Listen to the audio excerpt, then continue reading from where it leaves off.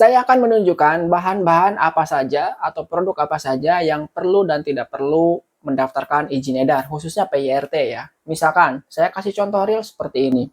Ini adalah telur. Anda punya telur di rumah, ya entah Anda itu seorang peternak ayam, ya atau misalkan Anda punya telur gara-gara Anda membelinya, itu Anda tidak perlu izin apa-apa. Kenapa? Karena telur ini adalah bahan mentah. Ya, bahan mentah itu tidak perlu izin apapun.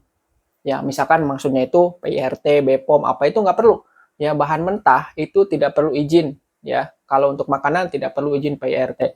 Ini berlaku untuk bahan mentah apapun. Ya, misalkan Anda punya teh, ya kemudian Anda petik sendiri misalkan ya, itu saya mau jual tehnya gitu kan. Misalkan teh tubruk begitu ya.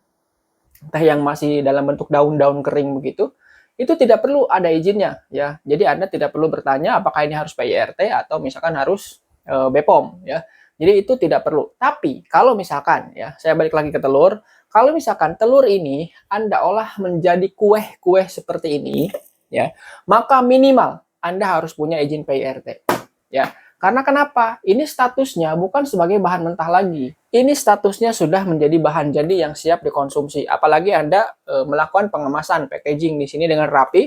Apalagi misalkan kalau misalkan Anda di sini sudah ada brandnya atau mereknya, maka minimal Anda perlu PYRT. Ya paham ya? Jadi ketika Anda menjual bahan mentah, sayuran, ikan, ya telur, kemudian tepung gitu ya, itu tidak perlu izin PYRT ya. Tidak perlu sama sekali. Kalau misalkan ada yang menawarkan, oh ini perlu izin PYRT biar di saya aja daftar PYRT-nya gitu ya, nanti saya bantuin bla bla bla bla. Nggak perlu, bahan mentah sekali lagi tidak perlu daftar izin PYRT. Tapi kalau sudah diolah menjadi bahan seperti produk seperti ini Anda minimal perlu PYRT. Kenapa? Karena kalau sudah seperti ini masa kadaluarsanya sudah pasti lebih dari 7 hari, yaitu yang pertama. Kemudian Anda melakukan pengemasan, ya dan ini sudah bukan bahan mentah lagi. Maka kalau misalkan Anda mau menjualnya, minimal harus ada izin PYRT.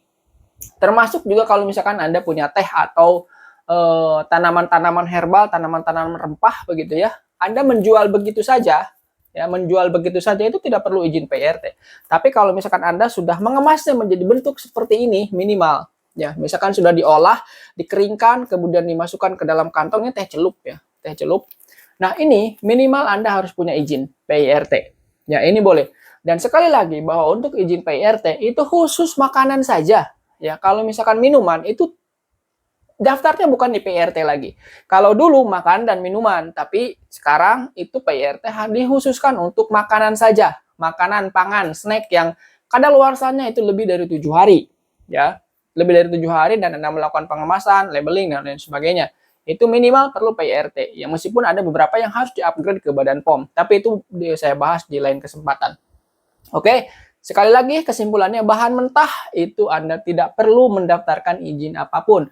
Ikan, sayur, telur, tepung, gula, ya misalkan begitu ya. Itu tidak perlu izin. Tapi kalau Anda sudah mengolahnya menjadi kue, kemudian menjadi bolu, ya, kemudian menjadi makanan, misalkan ya.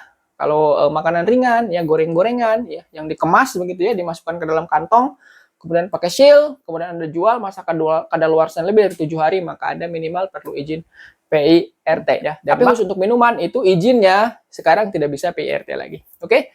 Jangan lupa subscribe, follow dan juga like video ini. Terima kasih.